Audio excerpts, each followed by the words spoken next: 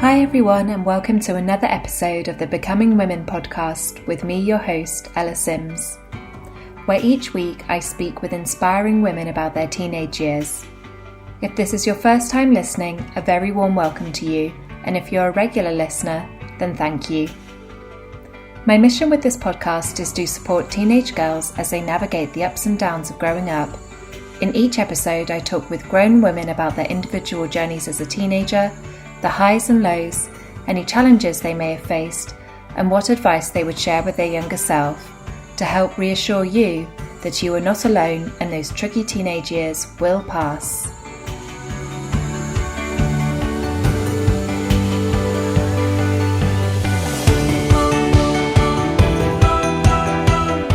On this week's episode, I'm with Cait Flanders.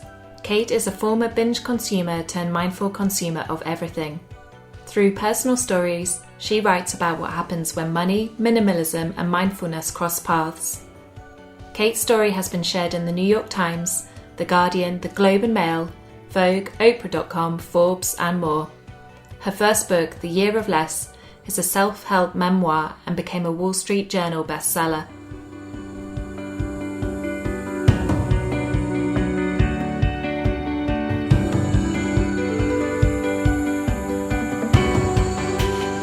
Hi, Cait. Thank you so much for joining me today.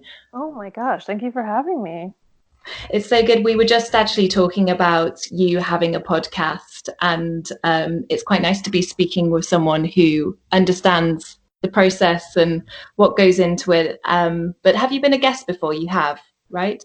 Yes, yeah, I've done a lot of podcasts. I will say, in general, too, I find them to be the interviews that I enjoy the most because you can just go deeper, and also you get to I guess actually be heard, like saying the thing that you mean to say. There's so many interviews that you do that end up going to print or something like that where people pull like two sentences and it's like completely out of context or it's just something you wouldn't actually say. But yeah, no, so I love podcasts. Brilliant. And how do you find that in comparison to the writing that you have done and you do currently? In what way? Like, I guess in comparison to The Year of Less and the journey that you went on and what you wrote in that memoir. Sorry, I mean comparing it to podcasts? Yeah. I guess interviewing and talking and being able to say what you really think or feel about something. Yeah, I mean, I love writing. Writing, I think, will always be the number one way that I communicate. But it's funny, when I was in school, so I studied communications in college, and I did like an actual like practical hands-on communications program. So we actually did like publishing and graphic design and radio and video work. And radio, oddly enough, was kind of my favorite thing then. That just to say that writing as a form of like in terms of journalism doesn't really interest me. But I love audio. I think that it, in general, like for me, obviously, like I just said, it gives me a way to just use my voice and be heard, but it's also a way to help give other people a voice. So yeah, and I also just think that people, well, maybe I'm saying it because it's just me, but I like love listening to honest conversations. So, and it's also nice, like writing can be insular, like it's only your thought, whereas if you're having two or three people going back and forth on something, it can be really interesting.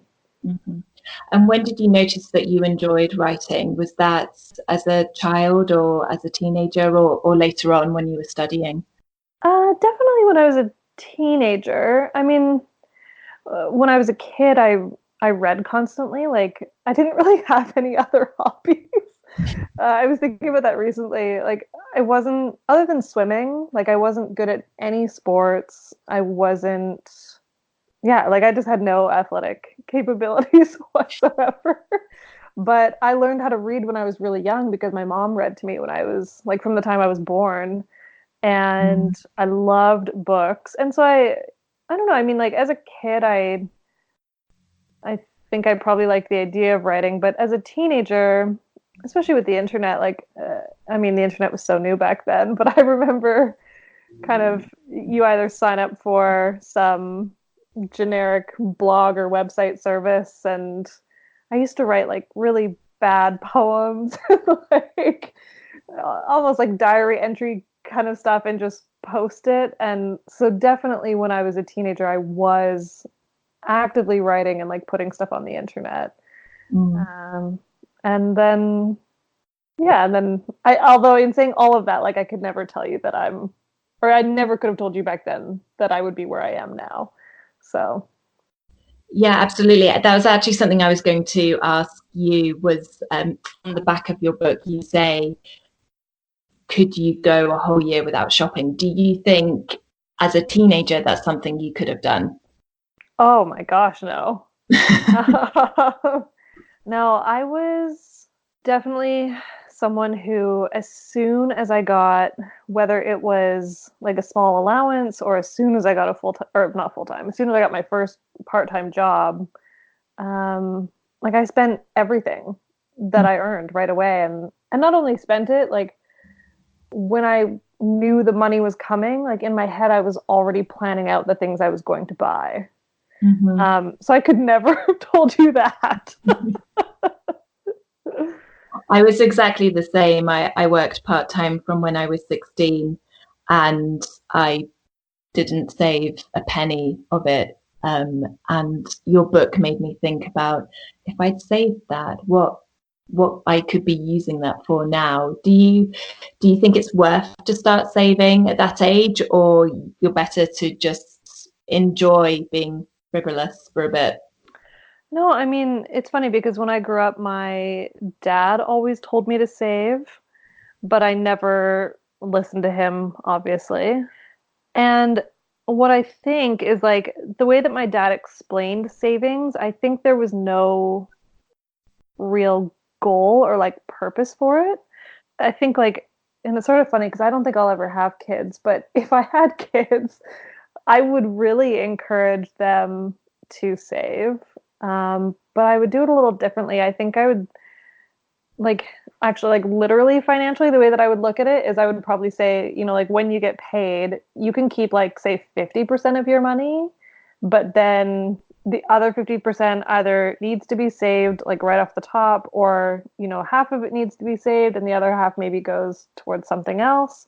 Mm-hmm. Um, but I think it's just really interesting to change the perspective. Like my dad used to just say like save 10%, and it didn't really mean anything. Like 10% for what? Like what is it for? Or why that random number? And I think the way I look at money now is if you can live off of as little as possible, like the more that you can save later in life, it will only give you options. Because I think like if I could say anything now, what I've learned of earning money is that like if you spend it all right away, then you're constantly trapped in the cycle of needing that money. So you don't have options, or you can't have the option of say, saving and taking time off work for 6 months or a year to travel or do something interesting, different, fun. And I think if I had thought of it in this way of like, if I can live off as little as possible, save everything, like the goal of that is just to have options. It's so nice to have options. Options give you freedom. And so I'm really in a different place with it all now, like obviously from when I was younger, because I think I just looked at dollars and cents, and now I literally look at money as a form of freedom. Mm. And how if someone was going to start going about it and they've just got their first job, what could they do to start saving that first 50%? Yeah, one, and whether it's 50 or not, it's just, you know, I think that I'm trying to think, like if I was 15 years old and I got my first paycheck, I'm also thinking back then my first paycheck would have been probably about 40 or 50 pounds because minimum wage was so low when I was a kid in Canada. Yeah, I think like it's hard to tell someone like the exact amount to do, but I don't know, like to be honest, literally just giving yourself half of that, like saying that you're allowed half. and that the other half is just off limits, and not off limits forever, and like not like you're never going to be able to access that money, but like learning how to just enjoy some of your money and know that by putting it aside later, it means you'll be able to do anything. Like if your friends want to go, like, I don't know, do something fun one day, or when you get older, if you want to travel when you're done school. Yeah, I think honestly, just telling yourself you're only allowed to have a certain amount and just putting it aside. Because the reality is that, like, as soon as you start it, and it's okay, like, if you haven't done it with your very first paycheck, but as soon as you start it and you learn how to live within a certain amount of money, like, you shouldn't need more. And if you're happy with the amount of money that you are living off of, again, like, you shouldn't feel like you're lacking. Like, for me, in keeping part of my money, like, I still spend some of it on fun things or things that bring me joy. So it's not about depriving yourself. I actually think that's one of my least favorite thoughts about finance is you shouldn't feel like you're depriving yourself, because at some point you'll end up either just like rebelling against it, or like it's kind of the way like when people diet, right? Like you go on a diet and you don't give yourself any pleasure, or like never get to enjoy food you actually like, you crash. Like you end up just giving up or binging. And so it's not about that. Like it's really giving yourself an amount of money that you know you can enjoy your life and also save for future enjoyment. Mm. And what about handling conversations if you're being subjected to any peer pressure, or your friends are going out, and I guess if you've just turned 18 or 21 and you're going out drinking for the first time and you're really wanting to save? Yeah. Yeah, that's got to be hard. It's really hard. Now, there's a couple things that I will say, like that age specifically, I know it can be really hard to sort of be the odd one out. And trust me when I say all of this is like, I was never comfortable with being the odd one out. I think, especially with something like drinking, I literally just drank to fit in. Like, I drank for not just not because people pressured me, but because I had so much anxiety when I was younger that it was the one thing that made me feel calm and comfortable back then. And just like I could, I don't know, like show up to things. And anyways, so it's hard to be the first one to like be the odd one out and to say no. I do think that there are ways to make it so it's not being the odd one out, and instead it's offering suggestions of things that you can still do together but that are a bit cheaper. So like if you are going to go out drinking, or if you're even something like, yeah, I mean, drinking specifically is like things I ended up doing when I was trying to save money later in my 20s, before I stopped drinking, was literally just suggesting that we had drinks at someone's house instead, or only having a couple drinks at home. And then when you're out, like if you do go out, don't drink when you're out, like whatever you've had that's cheaper. Like just little things like that are ways that you can save on it. But also like this stuff comes up if you're just going to, like your friends are eating out all the time, or yeah, going for coffee all the time, stuff like that.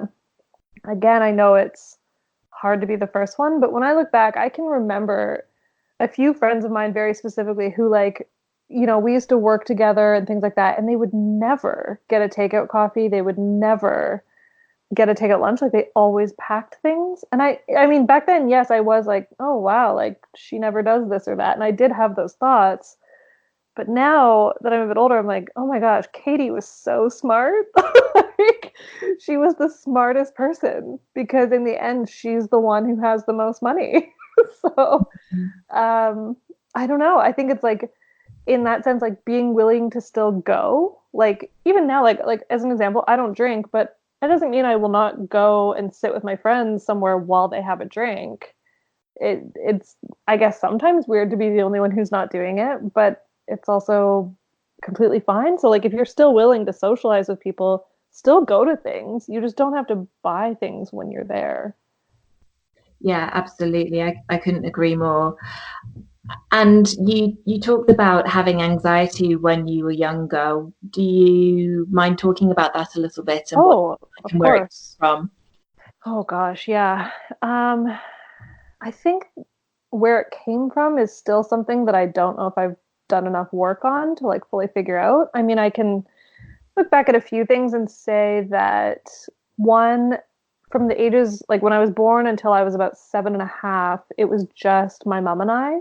Mm-hmm. And we moved a lot. You know, I think by the time I was 8, I had already lived in, I've done the math somewhere, at least 7 different places. I think the longest we ever stayed somewhere was a couple of years, and the shortest was like 2 months. I'm guessing that that probably did something to me as a child, like no real kind of stability. You constantly have to make new friends, constantly at new schools. So I'm sure that that was a little bit part of it. I then, you know, when I was 7.5, she met my stepdad, and who I now just call my dad because he's been in my life ever since. And but I think that that was probably a pretty tough age to have someone come into our life and like become part of our family.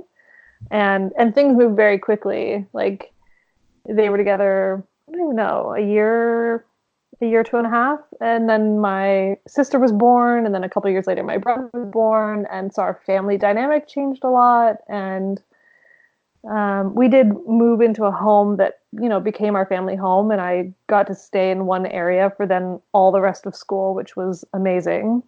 But yeah, I think that there was a lot in there. Like there was a lot of change as a young age. And I got to this point too, like I remember very vividly when I was 7 years old, my mom like having to talk me into going to school, and I would constantly tell her that like I felt sick or my stomach hurt and I didn't want to go. And I can now look back at that and go, yeah, that was anxiety. Like I was afraid, like I was uncomfortable always being the new kid. I was uncomfortable having to go and do it all over again. And I've never really looked into this stuff. I also don't know where this stuff stems from, but I was also a perfectionist, like 100%. If I wasn't immediately good at something, I didn't want to do it. And so, yeah, I think that there's a bunch of stuff in there. Mm. It's hard, isn't it? I think the topic of anxiety is a big one at the moment, and I'm finding it really interesting listening to all of the guests on the podcast, and everyone's experienced it to a certain extent. And everyone has also talked about either being the odd one in a group or not being cool. And it just seems Mm. a really common experience amongst all girls. I mean, that makes sense to me.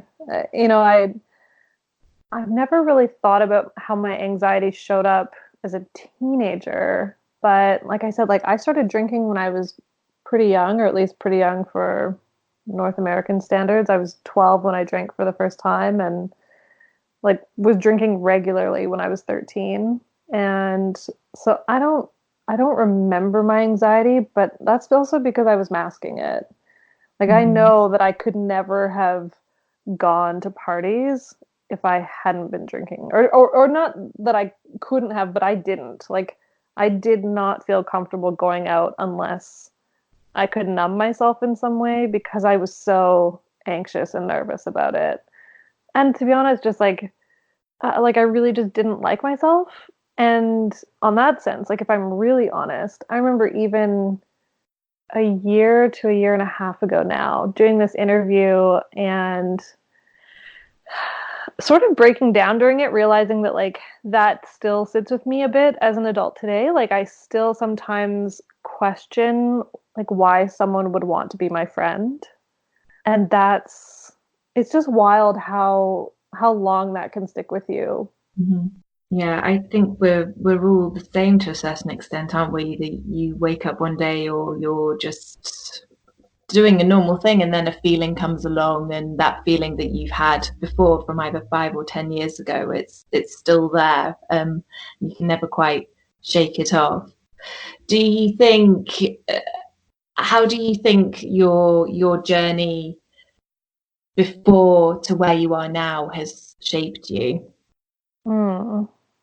I mean, so for me personally, I definitely know that like the first healthy decision I ever made was to stop drinking because I was Like, I don't even identify as an alcoholic. I just had a really unhealthy relationship with alcohol.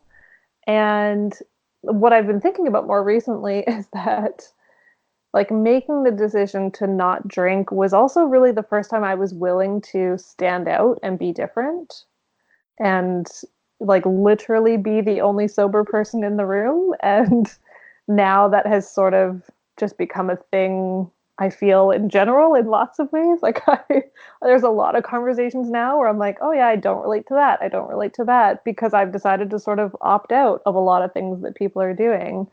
But I think that that was the first one. I also sort of been looking back recently thinking about like other changes I've made. I feel like I've been doing just like a lot of experiments on myself over the past, we'll say 9 years. Like experiments being like one was in my mid 20s, like I knew because I was in a really bad financial situation.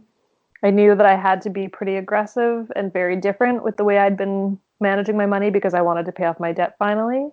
Mm-hmm. And I think like just that, the next experiment I did was I didn't buy anything actually for 2 years or like buy anything unless I absolutely needed it for 2 years. And I think both of those, I really learned how to kind of hit pause and like just stop acting so impulsively. And drinking was really the like quitting drinking was really the first one. I just don't call it an experiment because I'm like that's for life, but that was sort of the first time I'd ever really done that. But changing my like relationship with money and shopping, I was really just like yeah, hitting pause for the first time and sitting with the uncomfortable feelings. So sitting with the anxiety that came up or whatever kind of triggering feelings I was having. And for the first time in my life, just like letting those feelings be okay and then trying to learn from them rather than numb them. Yeah. Yeah. And so it's funny because sometimes like I'll get questions about the shopping ban specifically. And I'm like, you realize like it was really never about not buying stuff. Like, it wasn't about the physical things. Like honestly, that year was the first year I had ever just let myself feel things. Yeah. So And the and shopping was a secondary issue. totally like which is why I then also, in the year of less included stories about like quitting drinking and stuff like that because it's never really about those things. Like it's not about the alcohol and it's not about physical objects. It's that those were just things I ended up using to not feel other things. And this is all me saying like feeling things is very uncomfortable. Like the reason those experiments or challenges were hard at times is because it is really uncomfortable to feel your feelings. But I also think that if you can feel them and just get a little introspective and I don't know, just like learn things about yourself, like that is just a tool then. You just learn, like, okay, like, when this thing's happen in life, this is how I feel. Okay, well, how do I want to react in those situations? Like, what's the healthiest thing that I can do here? And it's really hard, but it's also like the most important work I've ever done. Yeah, I couldn't agree more. I think it is important, even though it is really hard to sit back and acknowledge how you're feeling that day, and sit with it and just say, okay, well, that's there, that's fine, and I'll check in a few days and see how I'm feeling, and things could be a lot better, or if they're worse, then I need to talk about it or start putting some kind of plan or action together to address it.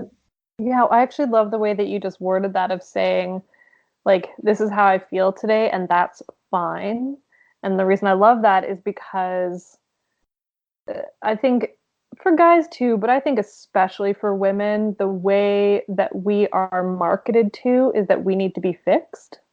Mm-hmm. And so most of the products that like exist out there, the terms that are used to sell it to us is like that something is wrong with us and here's something that's going to fix it and make you better or make you happier or make you prettier. And instead, like, what if you just bought things just because you wanted them, you needed them, or like you enjoyed them? Not to fix you. Like, we don't need to be fixed. We're all fine.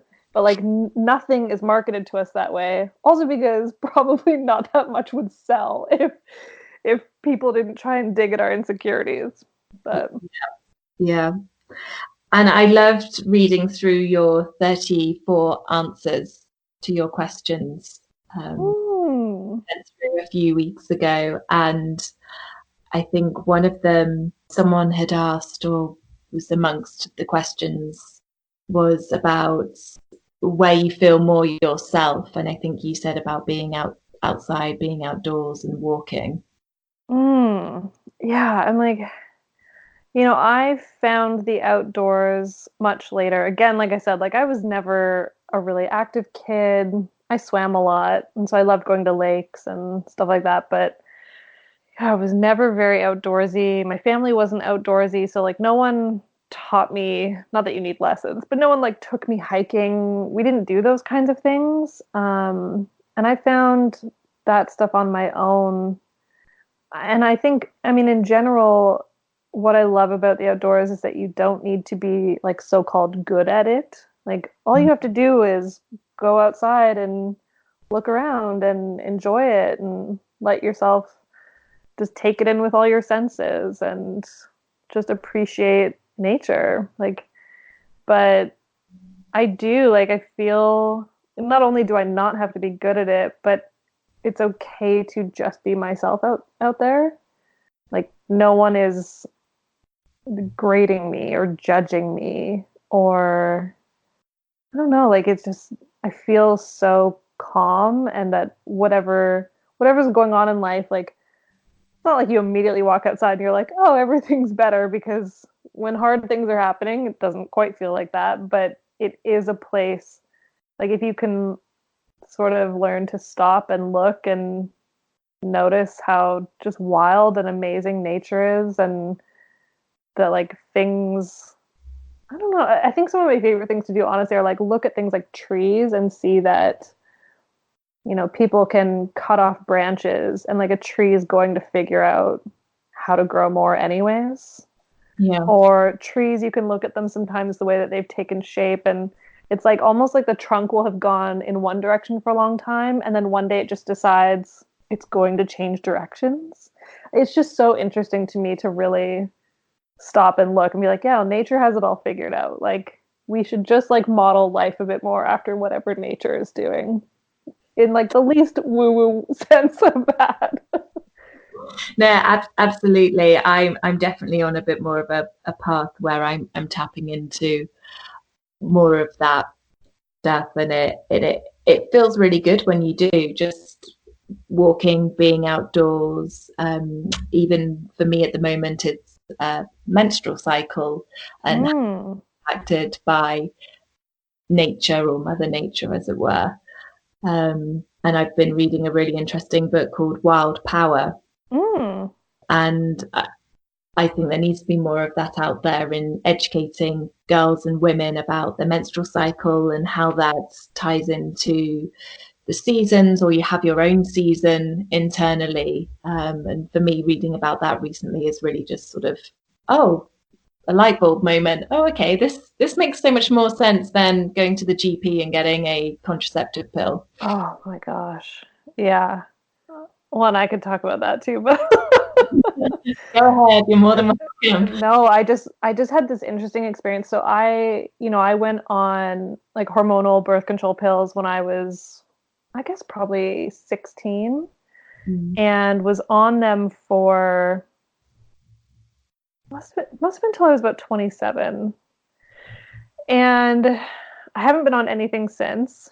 And it was interesting. Just this past year, I've started sort of dating again. It's been a really long time since I've dated. And so my brain immediately thought like, well, I should be on some kind of birth control then. Because again, it's just like messaging. And this is no part of me is saying like birth control is bad. That's not it at all.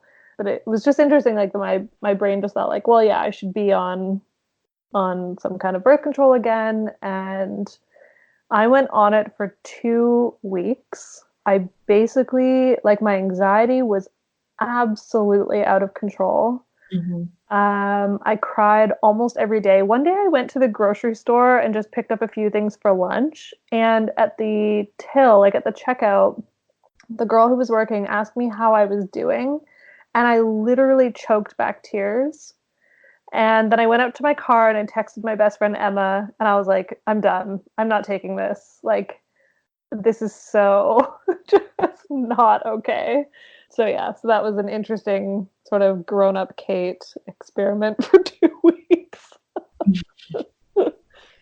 Yeah, I don't think I'll be going back on them again. I came off them obviously for family planning reasons and wanting to have a child.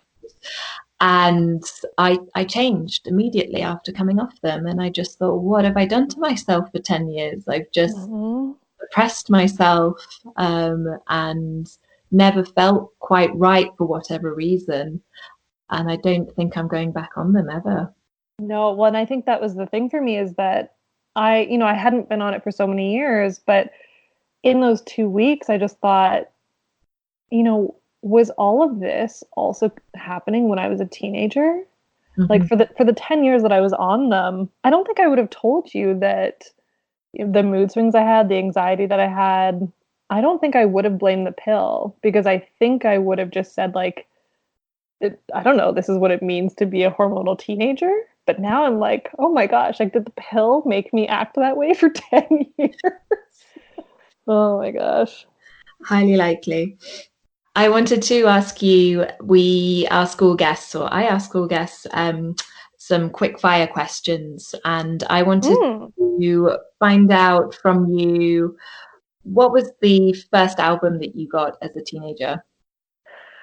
Oh, I don't know if I'm going to remember what it was called, but it was, I wasn't a teenager. I was probably 8 or 9. It was an album by the Fugees. And then shortly after that, I found Lauryn Hill. Nice. I like both of those. Yeah. Can you remember a first book or a favorite book that you had? I remember, and I say this now being like, I don't know that I remember much about it now, but when I was a teenager, I read the book The Giver and felt very moved by it for some reason. Or just like really enjoyed it and started like telling all my friends that they should read it, but I don't really remember what it was about anymore. I'll have to look that up. Well, I think there's a movie now, so maybe I should just watch that and try and remember. What about celebrity crush?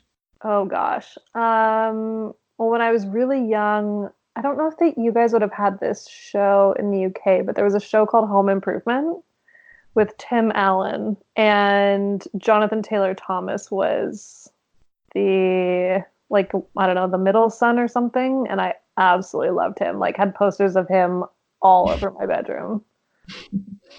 And did you use MSN or MySpace? Oh, I used MSN. Yeah, I don't think I ever had MySpace. It's a good throwback, both of those. Oh, yeah. I just had a friend text me about MSN Messenger yesterday, which was really funny. So that's twice in a week. Maybe they should bring it back. Oh, gosh. Can you imagine? I will also say, I don't know if you guys had this. I had ICQ before that. And I sat on that thing forever. So. Yeah. And then I ask all of my guests 2 final questions. Looking back, what would you advise your younger self? I think probably to just trust that I'm good enough. Like, I don't even know if that's advice, but like, good enough, and that it's okay to just be enough at things. Like, it's okay to just be good enough at a sport or good enough of a student, like to not constantly be striving for perfection or to feel like if I'm not perfect, then I'm horrible. Yeah, I guess that's just being the best that you are at something, not aiming for having to get 10 out of 10 or getting the best time in a race or something. Yeah, and like because part of it is that striving, like if I knew I wasn't going to be perfect, then I didn't even try. And actually, I guess honestly along that line, if there was a second piece of advice, my dad my dad told me this my whole freaking life, and I've only recently, like in the past few years, really understood it. My dad always told me, like, just try things. And he told us that, but I also watch him with that. Like, my dad is someone who, if he doesn't know how to do something, he'll just like buy or borrow a manual on how to do it and figures it out. Like, there's no part of him that sits there and kind of like tells himself that he can't do things. He's just like, well, I don't know how to do this yet, so I'm just going to try. And I don't know, I just wish that I had really let that sink in as a kid. And I'm glad at least I can see it now. Yeah, absolutely. And if you could give a gift to teenage girls all over the world with anything, what would that be? A physical gift, I would say a journal. I think that there's so much we can learn from, like, about ourselves by just writing and reflecting. And I just think it's really powerful to take the time to both, like, writing it down, like, acknowledge what's going on in your life, good, bad, all of it, like, and to ask yourself questions about it. Like, I look back actually at, the way that I used to blog, and I think sometimes I just wrote really hard stuff. Like, sometimes I just wrote things that were not going well, but all of that over time eventually helped me change some of those things. Like, if I used to write that, like, things with my money weren't good, eventually I wrote the same thing over and over and over again, and it just sort of dawns on you, like, oh, maybe I should actually do something about this. And yeah, but it's also just a place to write down the things that you want and to dream a bit, and that you don't have to do everything that you write down, but that it just, I don't know, like giving yourself your own voice, like letting yourself just, yeah, write and reflect. I think it's incredibly powerful. Yeah, that's great. And did you write, I know you had your blog, but did you journal as a teenager? Not really. I wrote a lot of notes amongst friends. And oddly enough, it was actually incredibly embarrassing when my dad did this, but I'm very grateful for it. My dad, I guess, used to do this thing where he would pull out notes that I had thrown in the garbage, and he just, like, I don't know if he read them. I don't think that he did. He just saved them all in this huge manila envelope. And for Christmas one year, about 4 or 5 years ago, he gave me the envelope. And it was just wild to read. Like, some of them are, 11-year-old Cait just telling her friend about some crush she has on some boy. But I can see how my writing changed. And it was interesting to read some of them, because even when I was like 13, 14 years old, I was so articulate about my relationships, my friendships, like feelings, things that were going on in my life. And so, and like, that was, then we had computers. And so some of them were actually like long typed up notes. And yeah, so I didn't really journal a lot, but I did write, and just, I guess, sent it to one person at a time. Great. Oh, well, it's been fantastic speaking with you today, Cait. Oh, thank you. This was such a fun interview.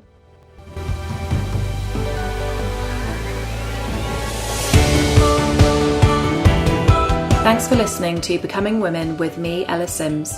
If you like the show and want to know more, head to becomingwomen.com or follow me on Twitter or Instagram. I'd love it if you could rate and review this podcast, or get in touch, as your comments on each episode mean so much to me.